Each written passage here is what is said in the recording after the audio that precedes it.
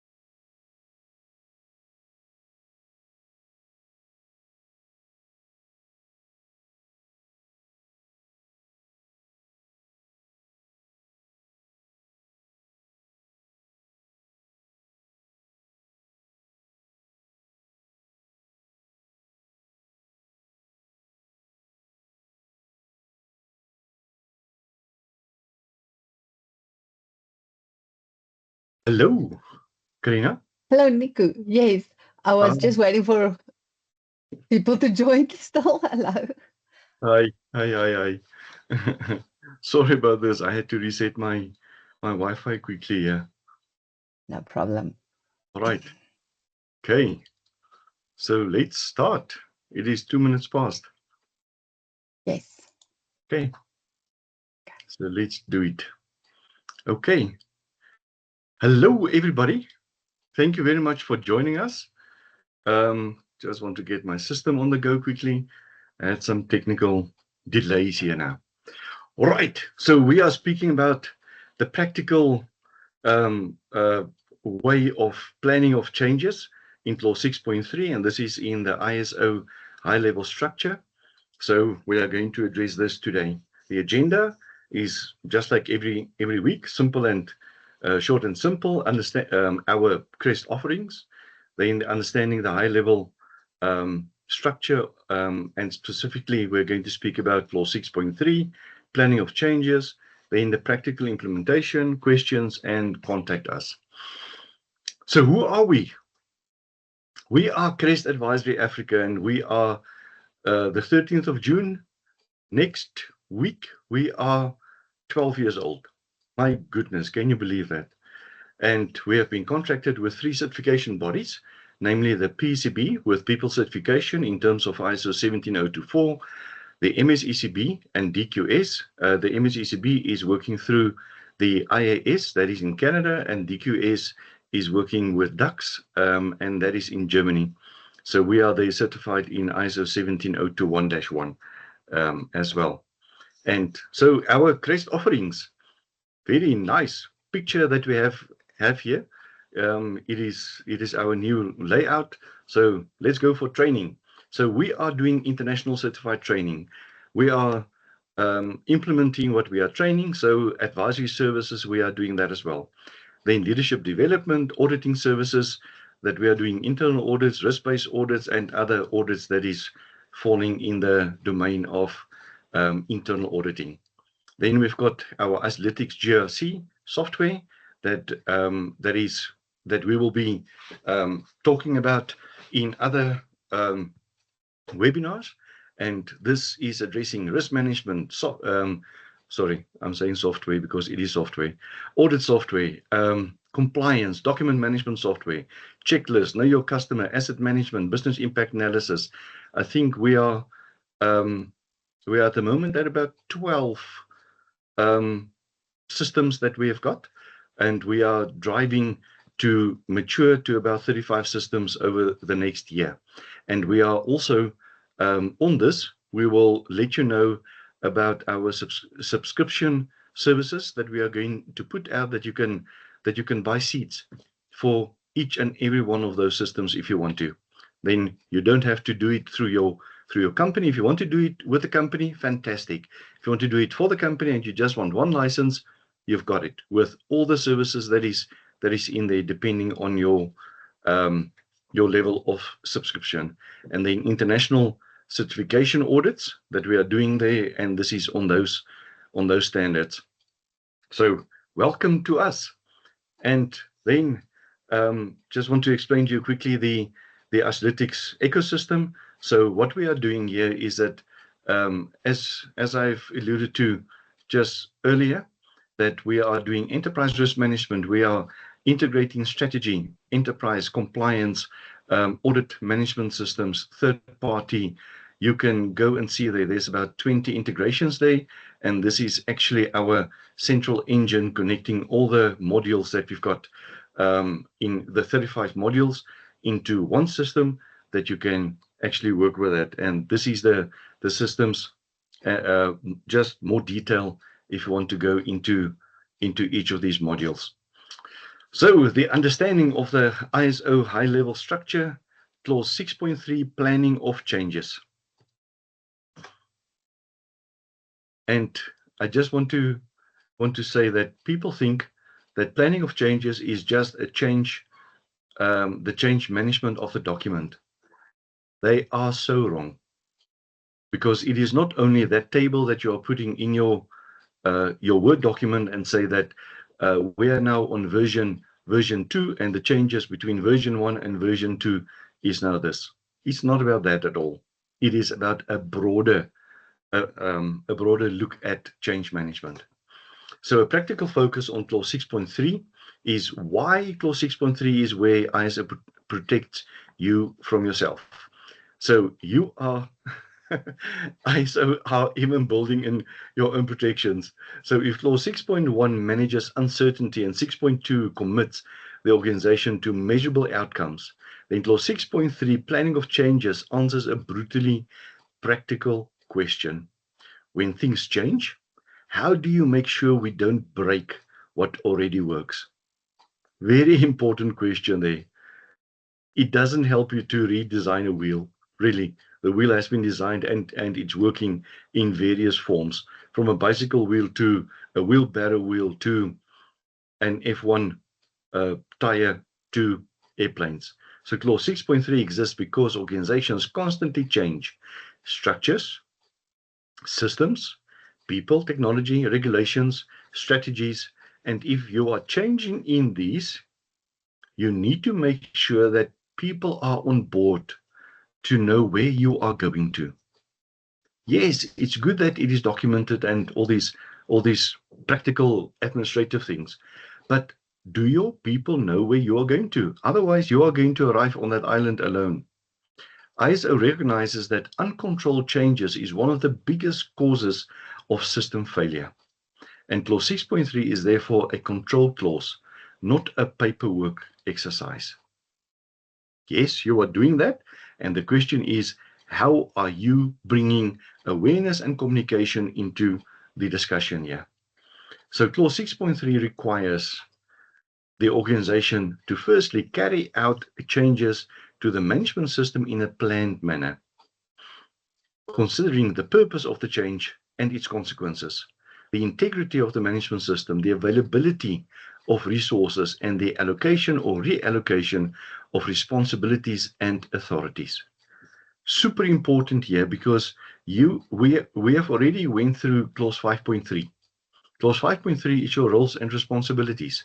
So now that you are changing in your environment, you are changing a strategy, you are changing software, you are changing hardware, you are changing different things, you are changing methodologies, and because of that, you need to take the people along with you.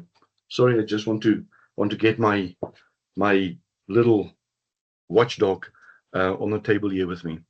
In short, change is allowed and chaos is not. So you need to make sure that everybody is on board and everybody is going in the same direction. Because if the changes are not communicated and people are not trained on it, you are going there alone because you've got the only 2020 vision on that. ISO does not require formal project management for every change, but it does require forethought, that you have thought it through, assessment, and the control that you need to have on that. So what ISO means by change. So clause 6.3 applies to any change that can affect the management system. And guys, if you went through the PCB training on every ISO or other trainings now as well, you will know that change management, that is actually in terms of continual improvement. You are continually improving a system, and you are improving that and improving that.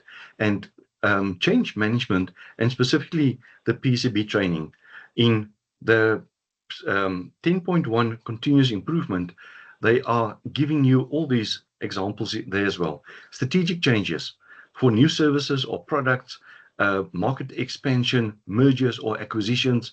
If there's anything about that, you need to have change management. Organizational changes, restructuring.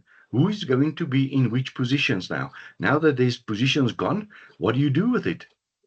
What do you do with that work? And how do you link it to the documentation that you have already developed and listed in the roles and responsibilities and in job descriptions? Leadership changes. Oh, that's a big one here. It looks like a small item, but leadership changes. Oh, I have seen over the last 10 years where there's leadership changes, everything in that department or everything in the organization changes, really, either for the good or for the bad.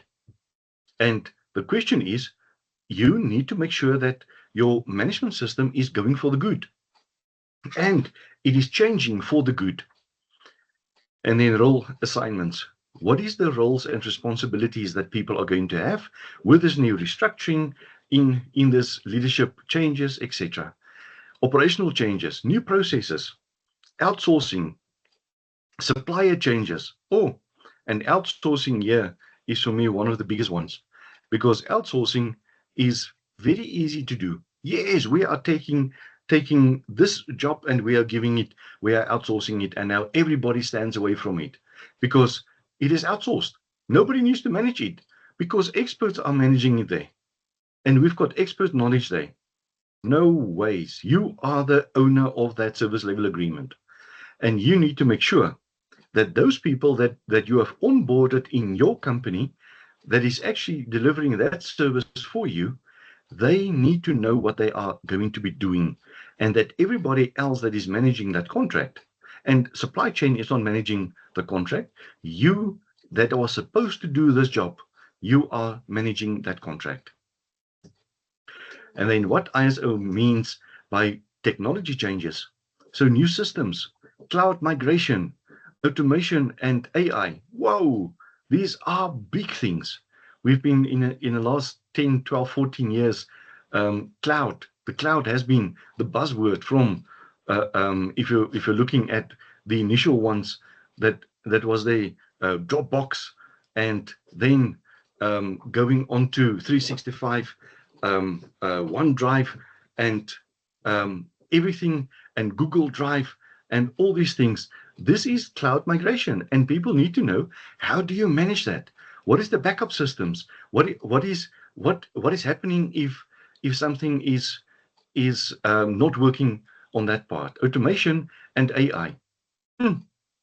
We've been speaking about maturity analysis and maturity along the way. And if you look at, there's a specific standard, 21827, that is speaking specifically about capability maturity modeling. And if you look at that, my friends, you are seeing there a matrix actually that is classifying companies from a 0 to a 5. And in 5, it's all about automation.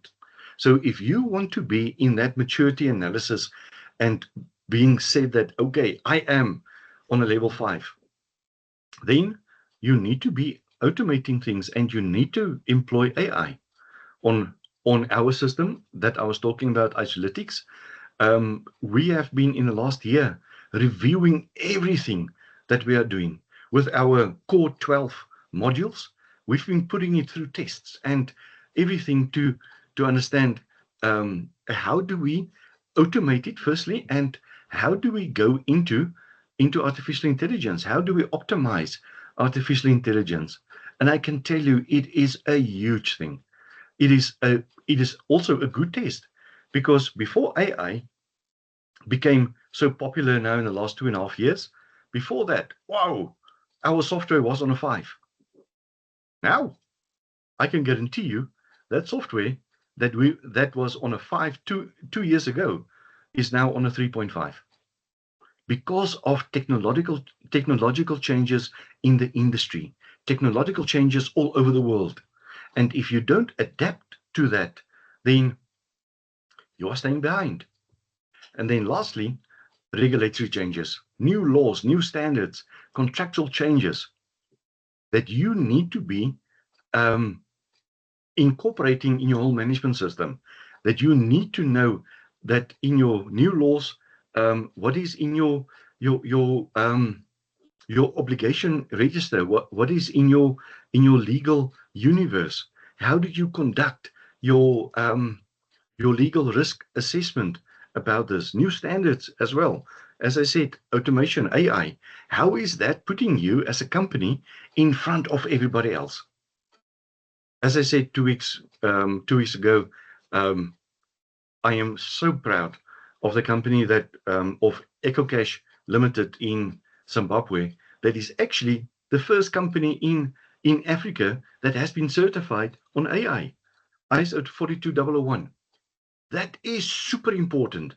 You lead the way. That is leading indicators. So if the change can impact conformity, performance, or risk, clause 6.3 applies. Anything that you change, the question is, how did you implement it? How did you get through the whole life cycle, the change life cycle that you are having there? So 6.3 and the integrity of the management system. So integrity of the management system is critical.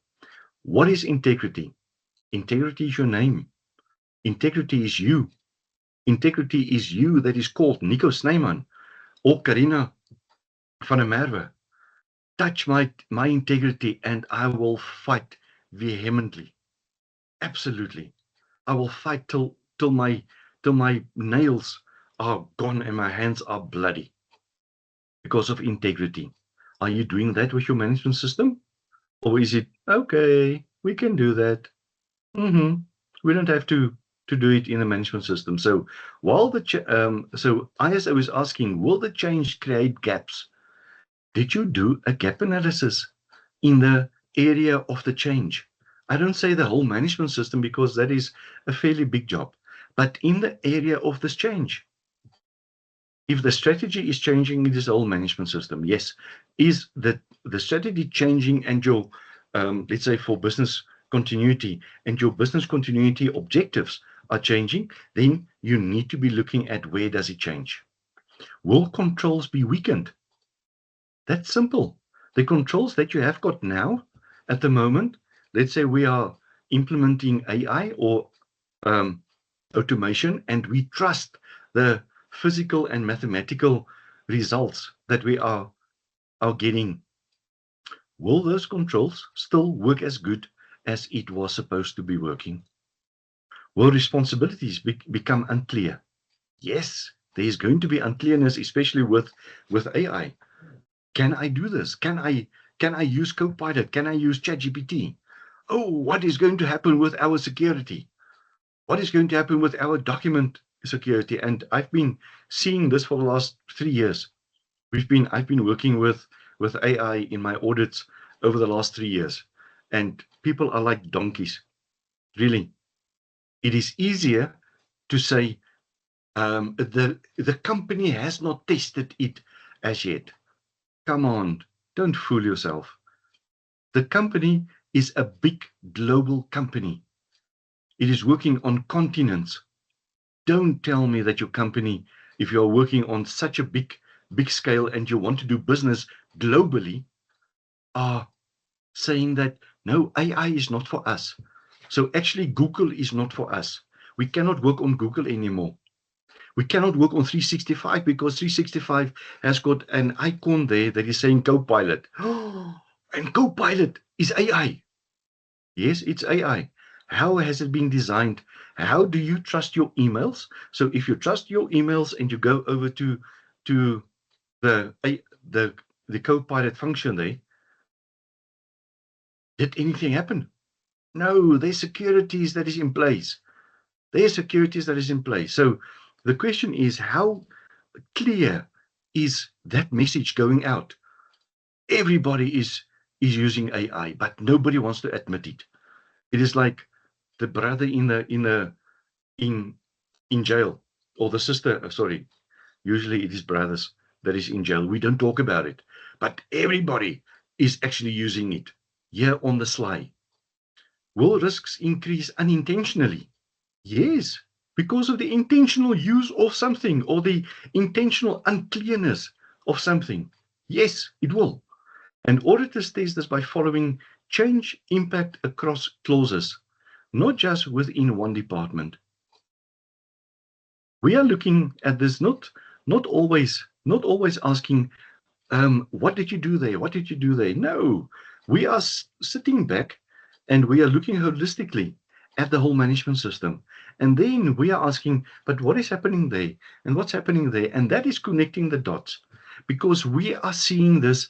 We need to see this on a holistic manner and understanding, how did you as the management system operators or managers or strategists or architects, how did you design this?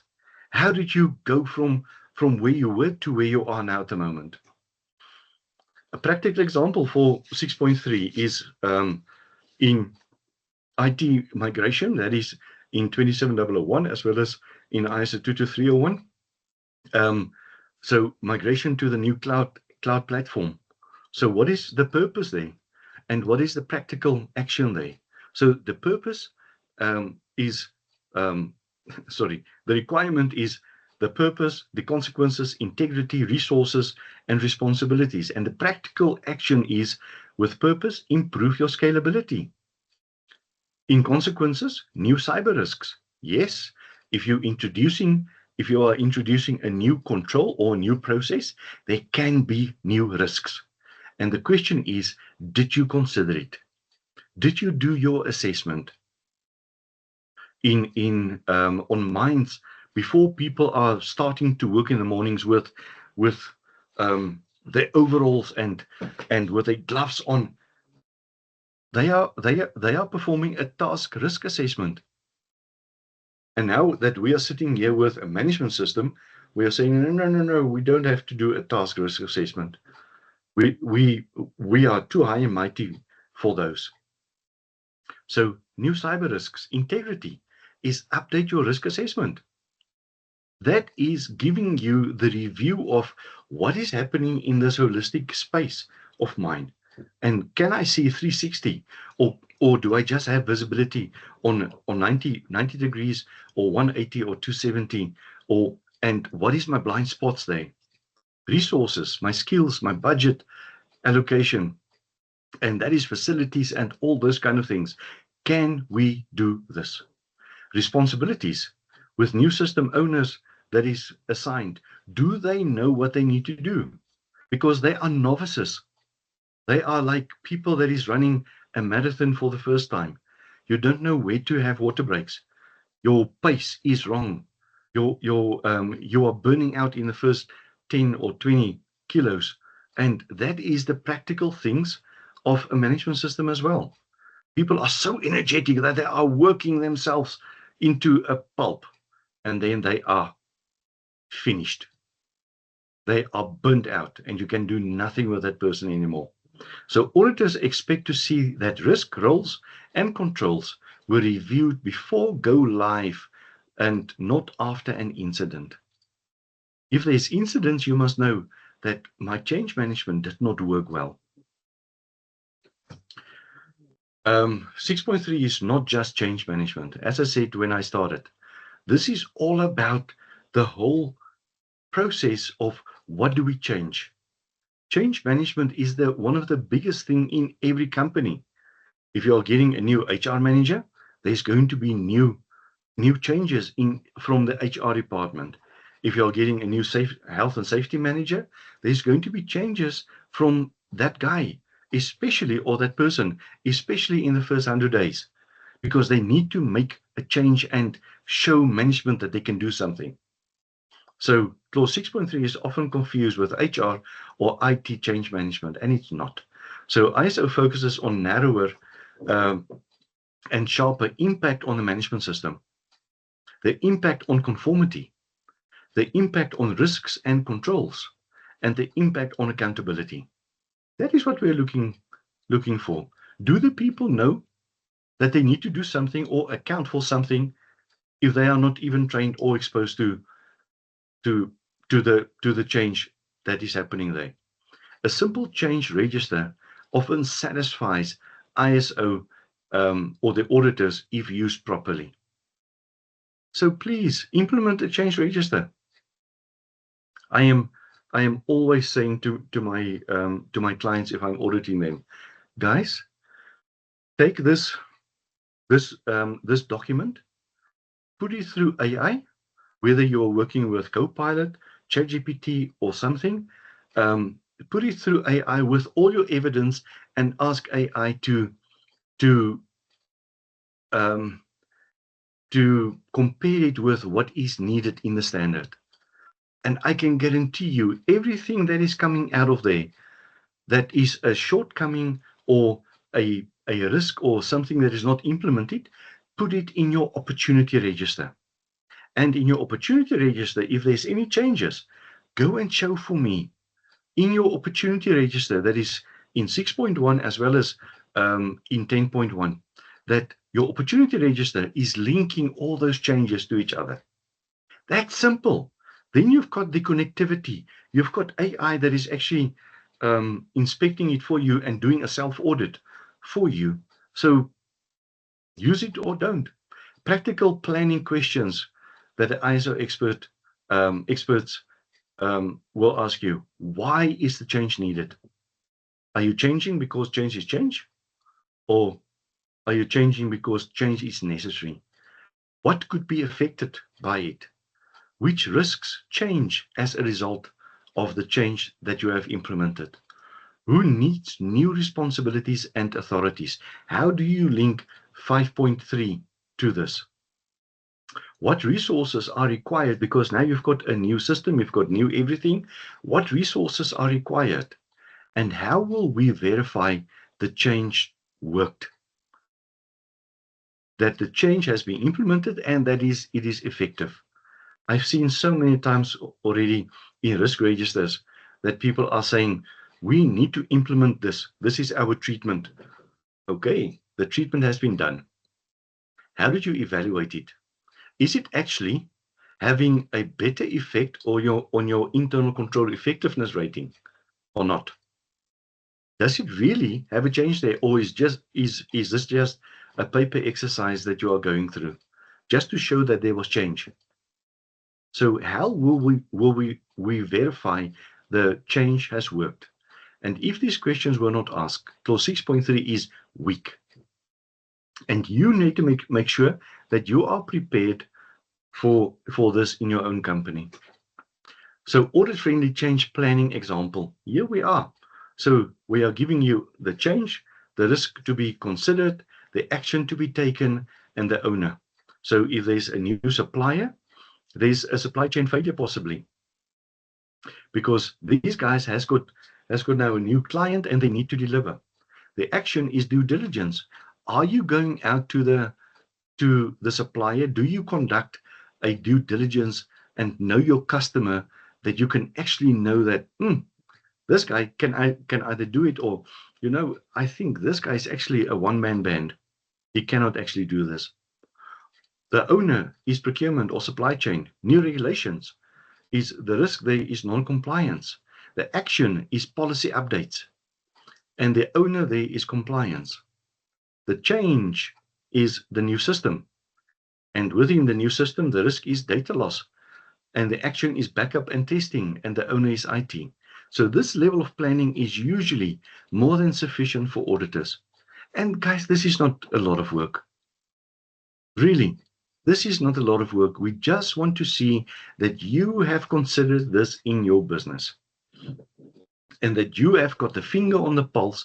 Who is going to be doing what, and how is this impacting your business? So 6.3 and risk-based thinking. So 6.3 is the natural extension of 6.1. I've been talking about it for the last 4 slides. Every significant risk should trigger a risk review. An opportunity assessment, absolutely. What is the opportunity that we've got there? And then a control adjustment. Is our controls now still as strong as we think it is? Are we categorizing our controls as strong as we have them?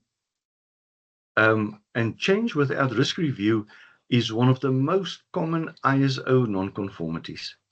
Yes, we are so happy to have a risk register or some kind of a risk register that we don't even think that we need to do a review of our risk. We change every day.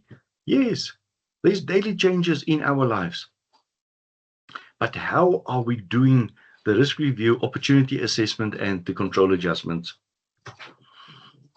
Roles and responsibilities in clause 5.3. ISO explicitly requires consideration of the following: allocation or reallocation of responsibilities and authorities.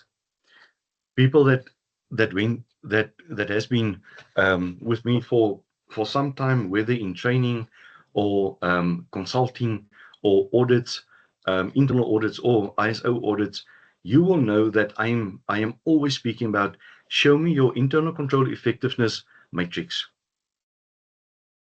Now, if I'm looking at that, and you are saying that we've got on this one, we've got 100% internal control effectiveness, but on others we've got 50-60%. My question is always, how do you take the resources away from that one that is 100% and invest in the one that is on 50% or 60%? Because you are over controlled in your 100%. You are wasting resources there. Take it away, put it in the 50%, and have a balanced approach over your whole business.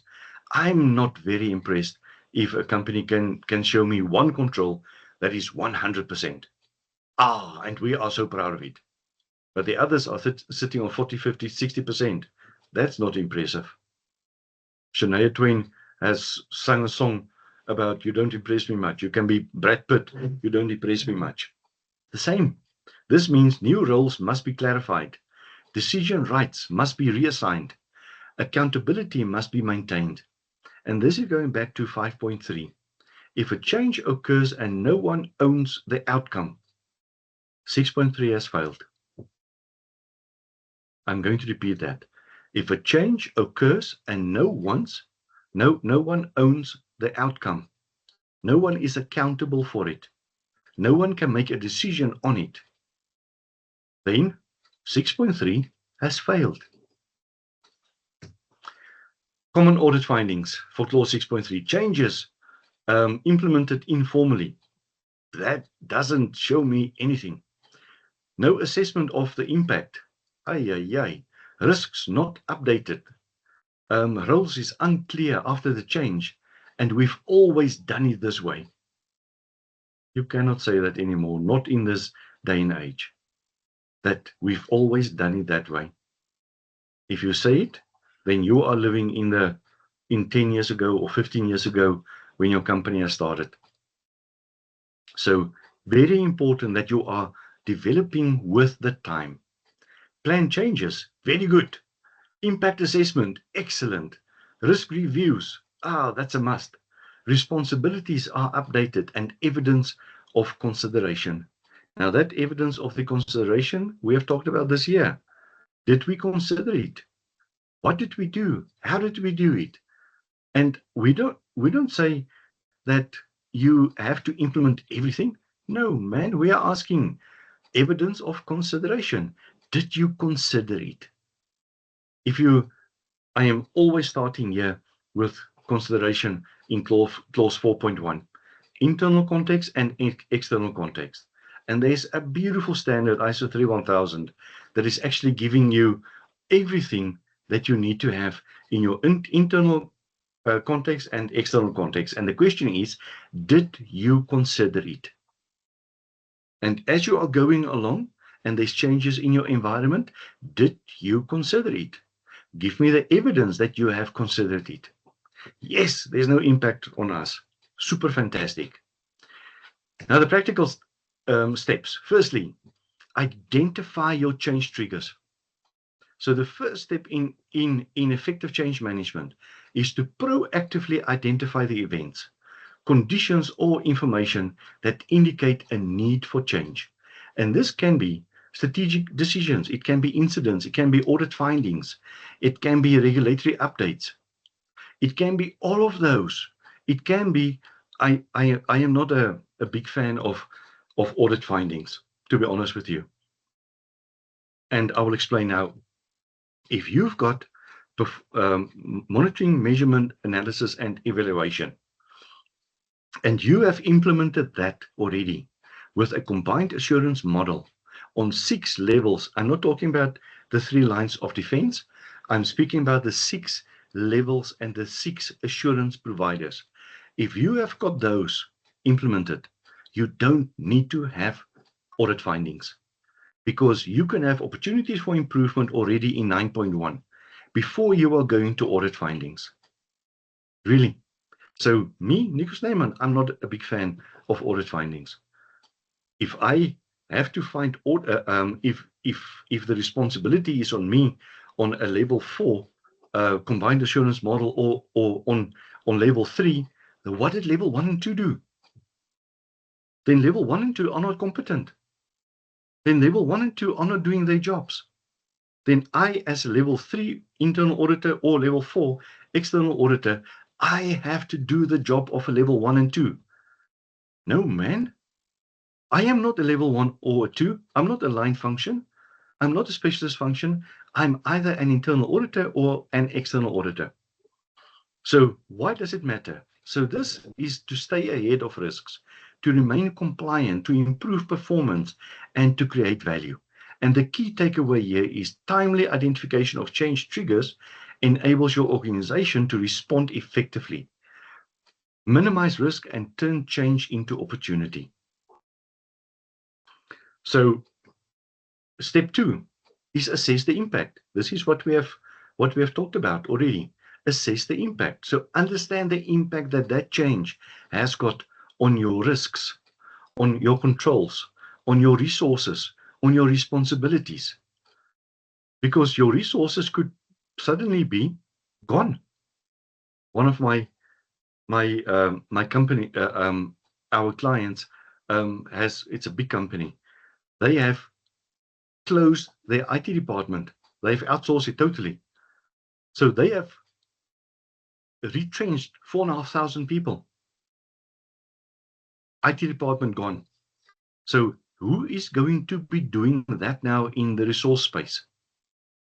And responsibilities, clarify your roles, accountabilities, and communication requirements. So back again to your risks. What could go wrong? What is the likelihood and consequences? Your controls, are the existing controls effective or not? What new and updated controls are there? Resources, what resources are required? Are they available and sufficient? And do they have the competence to actually do it? And responsibilities, who is responsible? So why it matters is a thorough impact assessment ensures that changes are managed proactively, risks are minimized, and value is maximized. And if you are looking here at impact assessment is super big in business continuity.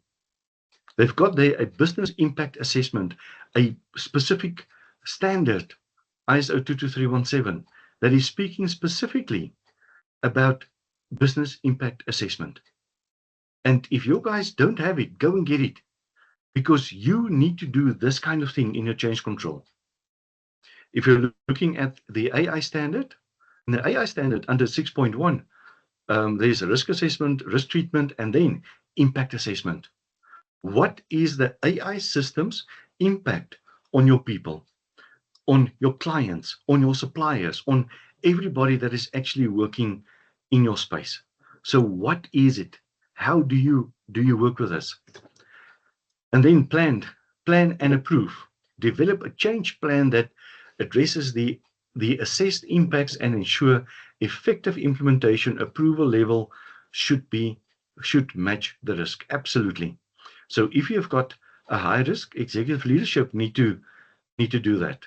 In your if it's a medium risk, your senior management. Low risk, your management and your departmental heads. And minimal risks, it is all about your teams and supervision. And this has to be about your objectives, about your actions and owners, your timeline that you need to establish and reach, your resources, identify people, tools, budget, systems, and other necessary resources, and communication and monitoring. And the key takeaway here is a well-planned change with the right level of approval ensures alignment with organizational risk appetite and increases the likelihood of successful outcomes. Super important. So then implement with the controls. So training, documentation, testing as needed. Now training, we're speaking about competency of people. Document is 7.5. We will get to that. Testing, and if you're talking about testing, there's a specific standard in business continuity about testing and exercising. And this is also in IT, this is also in security, this is also in environment and all the other standards as well. Testing and exercising. And then review the effectiveness. Confirm that the objectives was met and that there's no unintended consequences. So the integration of this. One of the most powerful uses of clause 6.3 is one change process. Only one. You understand what needs to be done in change management. It is not only document changes, it is change management in the organization. Multiple standards are protected. Absolutely. And the single plan change can simultaneously consider quality impact, the security impact, continuity impact, and compliance impact, IT impact, the environmental impact, any kind of impact that you want to that you've got in your business and that you need to consider. And this is the true integration, ISO integration.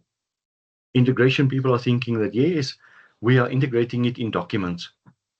Not if the security guy or security person or the safety person are not considering quality, or the environmental person are not worried about business continuity. Nope, it doesn't work like that. There's always integration, and everybody needs to be on the same true north as what needs to be in this company. Everybody needs to follow the leader. Everybody. It is not that I am now a leader on my own and I can do it in South Africa. I am born Afrikaans, so my culture is Afrikaans, and in the Afrikaans community, because we are descendants from Dutch, from French, from Germans, it is very tough cultures, those three. So if you've got three people on an island that is stranded there will be three political parties. They will not work together. And this is what all of us need to be understanding, that it doesn't matter what is your differences. Integration makes all of us better. So the strategic value of clause 6.3. So when implemented properly, clause 6.3 prevents the control breakdowns. Reduces incident likelihood, absolutely, improves governance discipline, enhances audit confidence, and enables safe innovation. And innovation is the key for resilience in your business. In mature organizations, clause 6.3 becomes the governance brake pedal. Ah, that's a nice metaphor. The governance brake pedal. How are you allowing this to speed along? Is it within range or is it in chaos? Is it speeding? Is it disastrous? Without losing control. Because some people can drive at 140 and don't lose control. Some people can drive at at 20 kilos per hour, and they are losing control around the nearest corner. So what is the change that you have got in the business? And how are you working with that change? And how are you speeding along? Controlled or in chaos? So the closing thought. So 6.3 acknowledges a simple truth. Change is inevitable. Absolutely. Change is every day. Failure is optional. Change is inevitable, and failure is optional. And ISO does not slow organizations down. Never. We would not do that. We are just here in an advisory position to actually tell you that, guys, did you consider A, B, C, X, Y, Z? It ensures that when they move deliberately into chaos, or is it controlled chaos, or is it control? And with that, I'm saying thank you to everybody. Are there any questions? Karina, please help me if there's any questions that people are listening there on the chat, or if people has got their hands up, I cannot see it here. No questions as yet, Nico. The people are scared. Come on, attendees. Come on, people. We are giving you a certificate for this. You can ask a question. Really. I'm just joking. So if you want to contact us, there we are. This is my contact details. Karina, my contact details there at the bottom. Nico at Crest Advisory Africa. Karina is Karina, C-A-R-I-N-A. Karina at crestadvisoryafrica.com. We are in this for you, and we will help you. So if you are, by attending this course, you will receive a certificate, a certificate, Karina, isn't it? That will be sent to them after this. I'm stumbling out over my own tongue. So the certificate will be sent out, and guys, go and check this out on YouTube. It is there. You can have it. You can give it to your other people as well that wants to know about this, or where you need to have an impact. This is part of your awareness. We are doing it for you. We are assisting you in a general manner, that we are actually building up for you an awareness campaign, that you can do this as training for anybody that is in your departments or anywhere. So on that, thank you very much. If you don't have questions, then I am going to say salute, goodbye, tot ziens, arrivederci, au revoir, bye. Bye.